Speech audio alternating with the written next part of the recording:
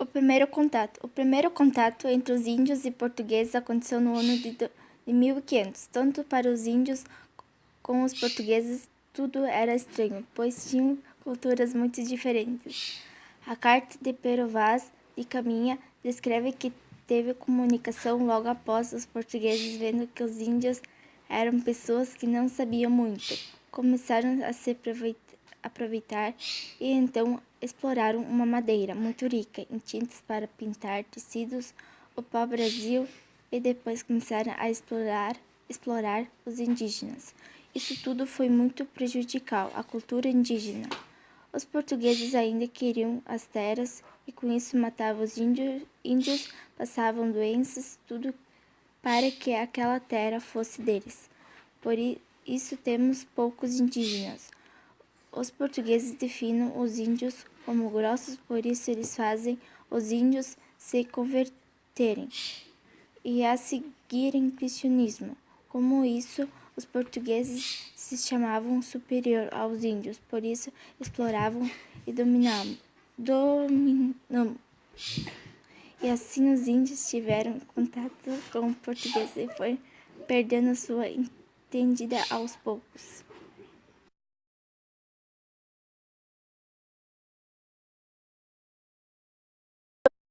Os portugueses não foram os primeiros povos habitantes das terras do Brasil. Aqui já viviam muitos povos indígenas espalhados pelo território. Eles encontraram povos com cultura, costumes, organização social e línguas totalmente diferentes do que conheciam na Europa, na África e no Oriente.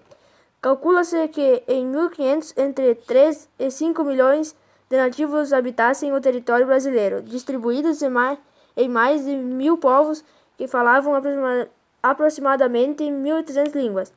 Cada um desses grupos possuía seus rituais, crenças e mitos, línguas, formatos de trabalho e organização social.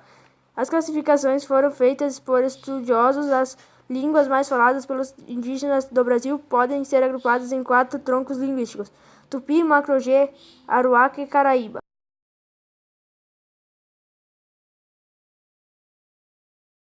Cada povo vivia de acordo com sua cultura, falando sua própria língua, praticando sua religião. Não existia prefeito, governador nem presidente. Cada povo tinha suas lideranças e seus conselheiros.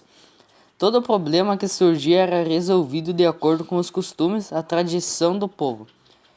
A forma de organização era comunitária. Não tinha índio passando fome, não existia povo indígena sem terra. Todos viviam bem.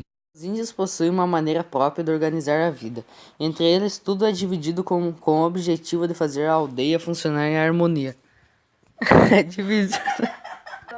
A divisão de trabalho, por exemplo, segue basicamente critérios de idade, sexo e acúmulo de conhecimento e cultura.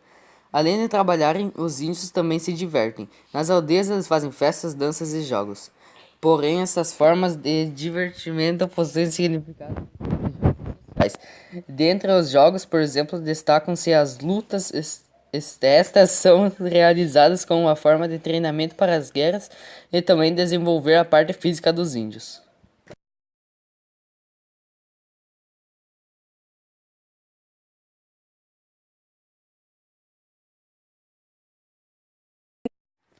A guerra era um valor central da cultura tupi, servindo principalmente para vingar parentes mortos pelo inimigo. Associado à guerra está o ritual da antropofagia. Nesse grande evento realizado na aldeia, o inimigo capturado no conflito era morto e devorado em uma festa ritual, uma prática semelhante ao canibalismo.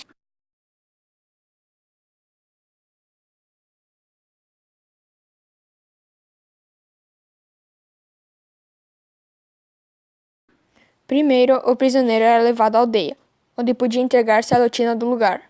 Ele devia ser bem tratado e alimentado por uma mulher, que lhe cedia como companheira temporária. Chegado o grande dia em que o prisioneiro seria devorado, os tupi realizavam danças e cantos em rituais, além de prepararem um grande banquete. Só então o inimigo era morto, seus membros eram cortados, cozidos e divididos entre os indígenas da aldeia.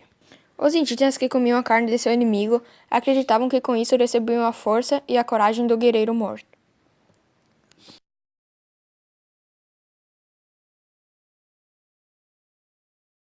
Embora cada nação indígena possua sua própria cultura com hábitos e costumes próprios, existem alguns costumes que são comuns a praticamente todos os povos indígenas brasileiros.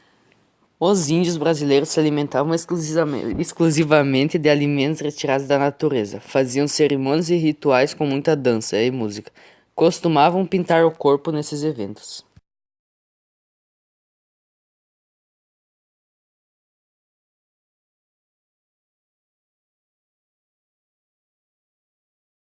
Dá like!